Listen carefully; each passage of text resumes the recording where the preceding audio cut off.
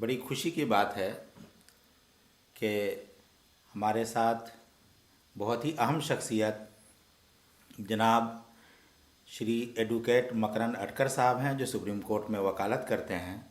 और मैं स्वयं खुद मौलाना AR शाहीन कासमी हूँ, व दारुल देवबंद का फाजिल हूँ और वर्ल्ड पीस ऑर्गेनाइजेशन का जनरल सेक्रेटरी हूँ। मैं सर आपसे इस पर गुफ्तगू करना चाह रहा था कि आज जो हमारे पूरे देश में एक माहौल है कि सनातन धर्म और इस्लाम दोनों अलग अलग हैं और हिंदू और मुसलमान दोनों अलग अलग हैं, तो मैं ये आपसे जानना चाहता हूँ कि ये डर और खौफ का जो माहौल है और सिर्फ इस बुनियाद पर कि दोनों अलग अलग हैं, आप क्या समझते हैं कि क्या वाकई सनातन धर्म और इस्लाम अलग अलग हैं या ये सिर्फ गलतफहमी है, अज्ञानता है देशवासियों की? मौलाना साहब, धर्म की बात करने के पहले शायद मुझे ऐसा लगता है कि हमने एक बात माननी चाहिए जी, कि हम सब भारतीय हैं। बहुत अच्छी बात है, बहुत अच्छी। हमारी पहचान भारतीयत्व है। मैं हिंदू मुस्लिम ये शब्दों में अभी नहीं जा रहा हूँ, मगर हमारी पहचान भारतीयत्व है। और जहाँ धर्मों की बात आ गई तो बहुत मोटी मोटी बात मैं कहूँगा कि सनातन धर्म एक ईश्वर निराकार निर्गुण को मानता है। वही व्याख्या आपको इस्लाम में भी मिलती है। तो इस्लाम और सनातन अगर दोनों एक ईश्वरवादी है और व्याख्या भी हम उसको एक दूसरे से कंपेयर कर सकते हैं, सिमिलर महसूस करते हैं, तो बेसिक फाउंडेशन में मुझे कोई दिक्कत नज़र नहीं आती। बहुत अच्छी बात। तो एक मिसाल के तौर पे बात करते कि गाय की। अभी गाय हम बोलते हैं तो सनातन धर्म में गाय को गौ माता और बहुत पूज्य भाव से देखा जाता है।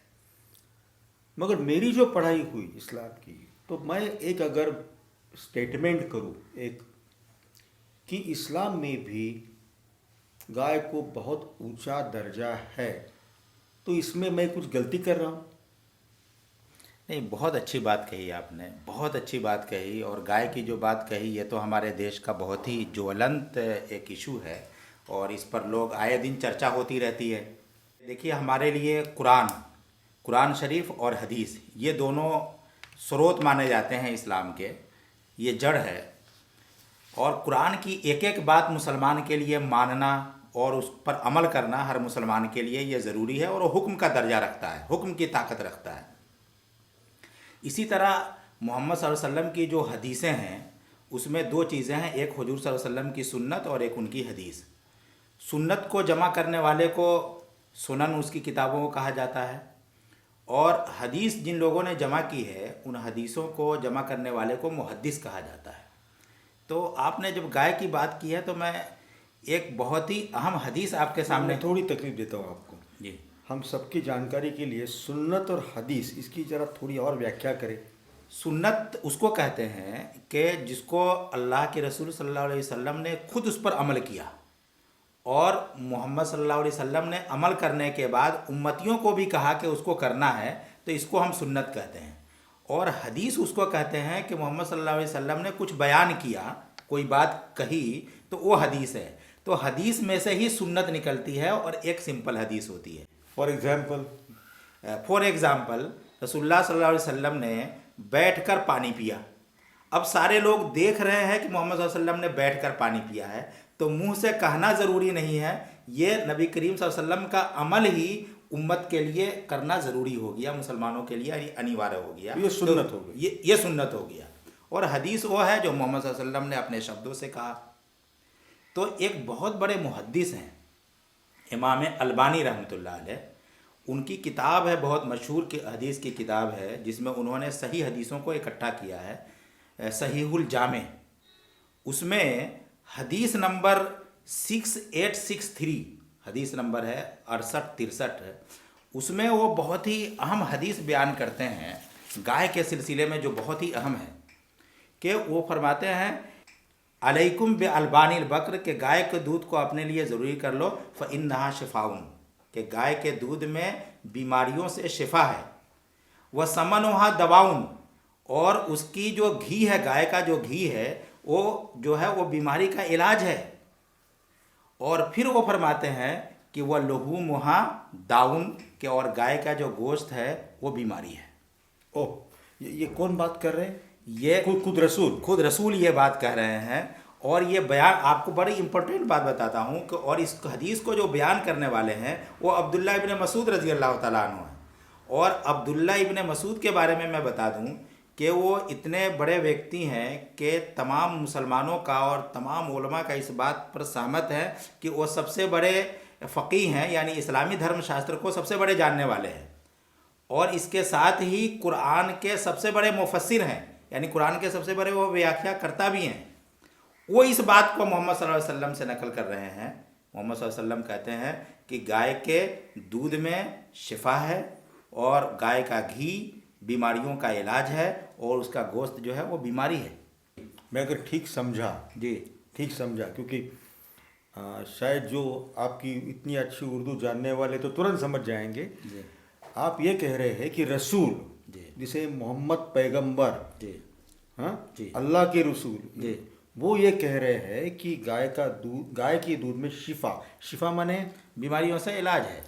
और गाय के घी में, गाय का घी जो है वो जो बीमारियां होती हैं उसमें उसका भी इलाज है। यानी गाय के दूध पियोगे तो बीमारी होगी ही नहीं, और अगर कोई बीमारी हो गई है तो गाय का घी खाओ। गुरुदेव दत्त। और गाय के गोश्त के बारे में क्या कहा? और गाय का गोश्त जो है वो बीमारियों की जड़ है। तो आप ये देखें। और फिर यही अब्दुल्ला इब्न मसूद जो है वो इमाम नसई ने सुननुल कुबरा में नकल किया है कि अल्लाह के रसूल सल्लल्लाहु अलैहि वसल्लम फरमाते हैं कि मा अनज़लल्लाहु दान, कि अल्लाह ने कोई भी ऐसी बीमारी नहीं पैदा किया, इल्ला अनज़लल्लाहु लहू दवान, कि अल्लाह ताला ने उसके लिए कोई दवा ज़रूर बनाई है। इल्लल हरम, यानी बुढ़ापे की कोई दवा नहीं है लेकिन तमाम बीमारियों की दवा है। फिर अल्लाह के रसूल आगे फरमाते हैं अलैकुम बिअल्बानिल बकर। ये बताने का अंदाज भी बहुत निराला है। फ़अलैकुम बिअल्बानिल बकर, तो तुम गाय के दूध को बिल्कुल अपने लिए अनिवार्य कर लो। और उसकी वजह यह बताई कि फ़इन्नहा तरेमो मिन कुल्ली शजर, कि गाय जो है वो हर पेड़ की पत्तियों को खाती है, इसलिए तुम गाय के दूध को अपने लिए अनिवार्य कर लो, अपने लिए ज़रूरी कर लो। अब मैं एक इम्पोर्टेंट बात बताता हूँ कि मोहम्मद सल्लल्लाहु अलैहि वसल्लम का एक उम्मती जो नबी का नाम लेता है, नबी का हर वक्त जिक्र करता है और ये कहता है कि नबी मेरी जान से भी ज़्यादा अजीज़ हैं, वो ये कैसे हो सकता है कि नबी का नाम तो ले लेकिन नबी की बात पर वो अमल ना करे और फिर यह कहे कि मैं सच्चा उम्मती हूँ, सच्चा मुसलमान हूँ? ये हो ही नहीं सकता कि नबी का नाम लेने वाला नबी की बात पर अमल ना करे। तो मोहम्मद सल्लल्लाहु अलैहि वसल्लम की इन दोनों, जो मैंने अभी दोनों हदीसें जो आपके सामने बयान की, इससे हमें 3 बातें मिलती हैं। पहली बात तो यह है कि गाय का दूध जो है मानव स्वास्थ्य के लिए बहुत ज़रूरी है, इंसानों की सेहत के लिए बहुत ज़रूरी है। गाय का दूध पीना चाहिए हर एक को। दूसरी बात जो मिलती है वो ये कि दुनिया में जितने भी दूध हैं उन सारे दूधों में माँ के दूध के बाद गाय के दूध सबसे बेहतर है। क्या बात है। और तीसरी जो बात मिलती है वो ये कि गाय के दूध की और दूधों के मुकाबले में फजीलत ज़रूर है। हदीस से गाय के दूध की फजीलत साबित होती है, यानी गाय के दूध जो है फजीलत का मतलब बहुत उत्तम है। तो इसी आधार पर मैं समझता हूँ, शायद आप मुझे करेक्ट करेंगे, कि हमारे हिंदू भाई जो गौ माता कहते हैं, जो आपने गाय का जिक्र किया, वो इसीलिए गौ माता कहते हैं क्योंकि माँ के दूध के बाद गाय के दूध सबसे बड़ी अहमियत रखती है और उसकी फजीलत है वो उत्तम है। तो गौ माता कहना खुदा की नेमतों का शुक्र अदा करने का, खुदा की नेमतों का अच्छा से बयान करने का ये भी एक ज़रिया है। और मुझे भी अगर खुदा की नेमत के शुक्र अदा करने की बात आए तो मुझे भी गौ माता कहने में कोई हर्ज नहीं है। मैं भी गाय को गौ माता कहता हूँ। क्या बात है। क्योंकि कुरान शरीफ में खुद एक आयत है जिसमें सूरा नंबर 53 में, जिसके आयत नंबर 7 है, अल्लाह तबारक ताला इरशाद फरमाते हैं कि वला इन शकरतुम लाज़ीदन्नकुम वला इन कफरतुम इन्ना अज़ाबी लशदीद, कि अगर तुम मेरी नेमतों का शुक्रिया अदा करोगे तो मैं और ज़्यादा कर दूंगा, और अगर तुम मेरी नेमतों के नाशुक्री करोगे तो फिर मेरा सज़ा भी बहुत सख्त है। तो मुझे कोई हर्ज नहीं लगता कि मैं गाय को गौ माता कहूँ। आपने जो कुछ कुरान से मैं पढ़ा है गाय के बारे में, तो मैं चाहूँगा कि इस मौके पर आप इसका ज़रूर ज़िक्र करें। हदीसों से तो बहुत बहुत बहुत कीमती बातें, बहुत ही बहुमूल्य बातों का आपसे पता चल गया। जी हाँ, मैं कुरान शरीफ थोड़ा बहुत जानता हूँ। जी मैं हदीस तो अभी मैं आपका अभी शागिर्द बन गया। इतनी ज़बरदस्त सुंदर सुंदर बातें आपने मुझे सिखाई, बताई, हम देखने वालों को आप सिखा रहे, बता रहे। कुरान शरीफ में जैसे जी आप जानते ही है, फिर भी जो भी हम सभी बैठे हैं, हम सिर्फ दोनों नहीं बैठे, सभी बैठे हैं। कुरान शरीफ में गाय का जिक्र 9 जगह आया है। बिल्कुल करेक्ट। 9 जगह। जी सूरह बकरा में 5 जगह, सूरह अल अनाम 6 नंबर की सूरह है, जी वहाँ 2 जगह, और सूरह यूसुफ जो 12 नंबर की सूरह, वहाँ 2 जगह। वाह क्या बात है। नहीं, अच्छा स्टूडेंट रहा हूँ मैं 17 साल हो गए मैं जी कुरान शरीफ का स्टूडेंट रहा हूँ। तो ये 9 जगह जिक्र आया। और जहाँ तक मैं सूरह यूसुफ की बात करूँ, एक कुरान शरीफ के बारे में मेरे मन में बहुत दिन से एक बात है, मैं आपसे वो शेयर करता हूँ। मुझे बहुत बार लगता है कि कुरान शरीफ में जो बात कही है उसका अंदरूनी जो अर्थ है, मीनिंग है, वो हमको समझना बहुत ज़रूरी होता है। जैसे हम सूरह यूसुफ की बात कर रहे थे, सूरह नंबर 12 आयत नंबर 43 टू 48। जी हाँ, ये इसमें वो किस्सा आता है कि एक दिन तब जो सुल्तान था, बादशाह था, तो वो जो बादशाह था उसको सपना आया, और वो सपने में उसने देखा कि 7 बहुत स्वस्थ और मोटी गाय जी और 7 दुबली पतली गाय, और ये 7 मोटी और जो तगड़ी गाय है, मोटी और स्वस्थ गाय दुबली पतली गाय को तकलीफ दे रही है, ऐसा मैं कहूँगा। जी जी तो ये सपने का अर्थ जो है वो बादशाह ने पूरे दरबार में पूछा। जी तो दरबार में एक दरबारी ने कहा कि जो यूसुफ है, जिसको आपने जेल में डाला है, जी। कैद खाने में डाला है, वो जो अल्लाह का बंदा है, जी वो सपनों की ताबीर बहुत अच्छी तरह से बताता है। जी तो यूसुफ को जब ये पूछा गया कि बादशाह ने ये सपना देखा, तो यूसुफ साहब ने वो ताबीर इस तरीके से बताई कि 7 मोटी गाय, स्वस्थ गाय, तगड़ी गाय, माने ये देश में अगले 7 साल बहुत खुशहाली, बहुत बरकत और बहुत अच्छा मौसम रहेगा, अच्छे क्रॉप्स रहेंगे, अच्छा खाना पीना रहेगा।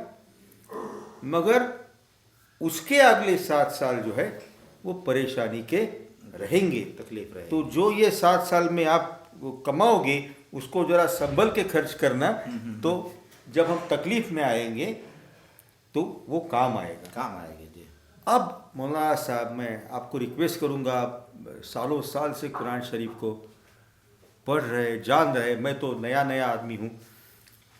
स्वस्थ गाय माने खुशहाली, बेशक, दुबली गाय माने परेशानी। बहुत इम्पोर्टेंट। तो अगर मैं गाय के बारे में समझो कुछ भी अगर गलत सोचूं या गलत करूं या उसको स्वस्थ ना रखूं, तो क्या मैं कुरान शरीफ के मुताबिक मेरा बर्ताव है क्या? और गाय को मैं अगर तकलीफ दूं तो ये मेरी परेशानी का कारण बन सकती है क्या? बहुत सही। तो ये शायद अर्थ है, मगर नहीं, बहुत अच्छी बात है। बहुत अच्छा आपने इसका मतलब निकाला। बहुत अच्छी बात है, और इस पर हम लोगों को समझने की वाकई ज़रूरत है। और जो रेफरेंस आया है जी। सूरह बकरा, जी 2 नंबर की सूरह है, जी उसमें आयत नंबर 67 टू 73, जी इसमें वो एक स्टोरी मिलती है जी जी कि एक इंसान था, उसका किसी वजह से किसी ने उसको मार दिया, उसका मृत्यु हो गया, किसी ने मार दिया। किसी ने मार दिया। जी तो वो हज़रत मूसा के संबंध में आती है। जी जी तो हज़रत मूसा ने ये उन लोगों को बोला, क्या फुला फुला टाइप की जो गाय है वो लाओ, जो गाय का रंग जो है पीला हो, एकदम जवान हो, कहीं काम नहीं किया हो उसने, बहुत सुंदर हो। जी जी जी और बोले, अभी फिर आगे कहना मेरे लिए मुश्किल हो जाएगा, मगर कह दूंगा क्योंकि उसमें से मैसेज बहुत बड़ा मिलता है कि वो गाय को जो है ना, वो गाय का वध करो, गाय की जिंदगी जो है जी। वो खत्म करो, खत्म करो। भगवान माफ करे, मुंह से कह रहा हूँ, मगर गाय का वध करो। और वध करने के बाद वो गाय के शरीर के किसी हिस्से से वो जो आदमी मरा हुआ है उसको स्पर्श करो या मारो, जी। और देखो क्या होता है। यही बिल्कुल यही बात है। और ऐसा हुआ कि ये जो गाय का वध हो गया और गाय के जिस्म के किसी हिस्से से वो इंसान को स्पर्श किया, वो इंसान उठ बैठा। जिंदा हो ये कुरान शरीफ की बात जी, बता रहा हूँ। जी, जी। वो इंसान उठ बैठा, जिंदा हो गया। बता दिया उसने कि फुला फुला आदमी ने उसका कत्ल किया है। और ये कह के वो फिर जो है खत्म हो गया, मर गया। जी। हाँ? तो उतना ही जिंदा हो गया। तो ये एक सूरह बकरा में ये तो इसमें बहुत बड़ी बात है। हाँ, इसमें ये बात कभी कहीं नहीं गलती से मुझे लगता है आती कि गाय का वध करना चाहिए। रादर मैं ये कहूँगा, अगर मेरी समझ सही है तो, कि गाय का करिश्मा देखो। अभी उन दौरान ऊंट तो बहुत थे, घोड़े भी बहुत होंगे, जी, जी। हाँ, बाकी बड़े जानवर होंगे, बिल्कुल हाँ। बिल्कुल। तो भगवान ने या अल्लाह ने गाय को क्यों चुना? तो गाय का वध करो और उसके जिस्म के हिस्सा का वो इंसान को लगा तो इंसान जिंदा हो गया। तो जिसकी जान गई है उस गाय की भी ये ताकत देखो। बहुत सही। ये मेरी सोच है। नहीं बहुत अच्छी, ये मेरी बहुत अच्छी सोच बात। है। और हम नहीं, इससे सब ये ने नतीजा तो निकलता ही है। बहुत अच्छी बात है। ये सब हमने शायद सोचना पड़ेगा। जी जी जी अब और जो एक जिक्र है सूरह अनआम जो है सूरह, तो ये अनआम में रेफरेंस आता है आयत नंबर 144 में जी कि गाय भी अल्लाह सुब्हानहू व तआला ने कुरान शरीफ में हलाल कर दी। अब मौलाना साहब, अब मैं कुछ कहना चाह रहा हूँ जी, और बताएं। उस पर आप गौर करेंगे। जी अब मैं गाय को हलाल करना कुरान शरीफ में और आपने जो हदीस या सुन्नत जो मैंने बयान किया है। आपने बयान की कि गाय के दूध में शिफा है, गाय का गोश्त बीमारी है, मगर मैं ये कहना चाहूँगा कि कुरान शरीफ में गाय को जायज यानी हलाल कर दिया और रसूल साहब ने फरमाया कि गाय का दूध शिफा है, गाय का घी बहुत बीमारियों का इलाज है और गोश्त जो है वो बीमारी है। तो इसका मतलब ये हो गया, क्योंकि जिस भी चीज़ को हराम किया जाता है, जिस भी चीज़ को समझो, गाय को समझो हम हराम करते तो गाय का दूध भी नहीं चलता, बिल्कुल नहीं चलता। ना गाय का घी चलता था, बिल्कुल भी नहीं चलता था। यानी गाय से आने वाली कोई भी अच्छी चीज़ भी हराम हो जाती थी। यकीनन यही वसूल है, यही सिद्धांत तो है। मुझे ये महसूस होता है, आपने सोचना है, हम सब ने मिलके सोचना है कि अगर रसूल फरमाते हैं कि गाय का दूध में ताकत है, जी जी घी में ताकत है, जी। गोश्त में बीमारी है, और भगवान ने कुरान शरीफ में गाय को हलाल कर दिया, इसका मतलब गोश्त बीमारी हो गई और दूध और घी ये चीज़ जो है हम गाय की लेकर हम अपनी तबीयत अच्छी करें। Am I on the right lines? मैं बहुत बहुत अच्छी बातें आपने कुरान के रेफरेंस में बात की, बहुत अच्छी बात है।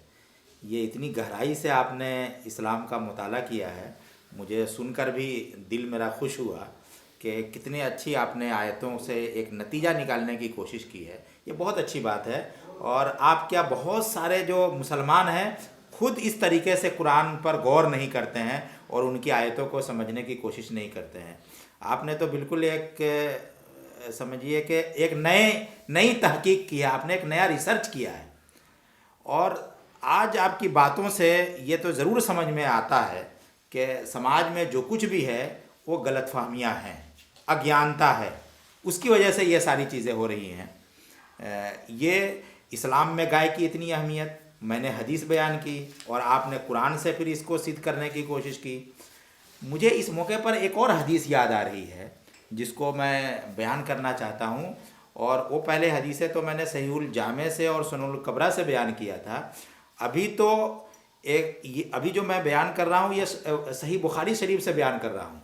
और सही बुखारी शरीफ का इतना बड़ा दर्जा है कि असहुल किताब बाद किताबिल्लाह कहा जाता है कि ये कुरान शरीफ के बाद सबसे जो इम्पोर्टेंट अगर कोई किताब है तो वो बुखारी शरीफ है। क्या बात है। बुखारी शरीफ में हजरत अबू मूसा अशअरी वो बड़ी इम्पोर्टेंट हदीस बयान करते हैं और वो गज़वे उहद के वक्त की बात बयान करते हैं कि रसूलुल्लाह सल्लल्लाहु अलैहि वसल्लम गज़वा उहद माने गज़वा उहद मतलब उहद एक जगह का नाम है जहाँ पर रसूल सल्लल्लाहु अलैहि वसल्लम की और मक्का के लोगों की दोनों की आपस में लड़ाई हुई थी, युद्ध हुआ था, तो उसको गज़वा कहते हैं। गज़वा माने युद्ध, गज़वा माने युद्ध, यानी ऐसा युद्ध जिसमें मोहम्मद सल्लल्लाहु अलैहि वसल्लम खुद शामिल रहे हों। क्या? हाँ, खुद शामिल रहे हों, तो उसमें मोहम्मद सल्लल्लाहु अलैहि वसल्लम खुद शामिल थे। तो वो बताते हैं कि उससे पहले मैंने ख्वाब एक देखा था।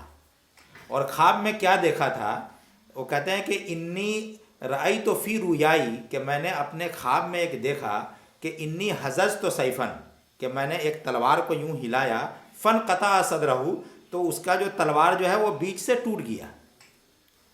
तलवार को हिलाया मोहम्मद सल्लल्लाहु अलैहि वसल्लम ने अपनी तलवार को, तो वो तलवार जो है वो ख्वाब में देख रहे हैं, तो वो तलवार बीच से टूट गया ऐसे। फिर वो कहते हैं कि फिर मैंने दोबारा तलवार को हिलाया तो फ़इन्नहू, तो वो ऐसा ही लौट आया जो उससे बेहतर था, यानी बेहतर तरीके से और अच्छा हो गया वो तलवार। तो वो कहते हैं कि मैंने इसका मतलब ये समझा कि मुसलमानों को गज़वे उहद में पहले हार की तरफ वो बढ़ रहे थे और बहुत सारे मुसलमान मोमिन कत्ल हो गए थे, शहीद हो गए थे। तो इसका मतलब यह है कि तलवार फिर जो है मुसलमानों को जीत होगी, और ऐसा ही हुआ कि गज़वे उहद में फिर मुसलमानों को जीत हो गई। अब मैं आगे की जो बात कर रहा हूँ वो बहुत इंपॉर्टेंट है कि वो आगे कहते हैं कि वह रई तो फ़ीहा, और मैंने इसी ख्वाब में वह रई तो फ़ीहा बकरन, कि मैंने इसी ख्वाब में मैंने गाय देखी। अच्छा। हाँ, और फिर आगे कहते हैं वल्लाहु खैरुन, कि और अल्लाह ही जो है बेहतरी का मालिक है, अल्लाह ईश्वर वही खैर करने वाला है, वही अच्छा करने वाला है, वही हर वक्त भलाई करता है, वही अच्छा करता है। वो आगे कहते हैं फ़इज़ा हुमुल मोमिनून यौम उहद, कि इस गाय से मुराद ये वही मोमिन हैं जो उहद के दिन शहीद हुए।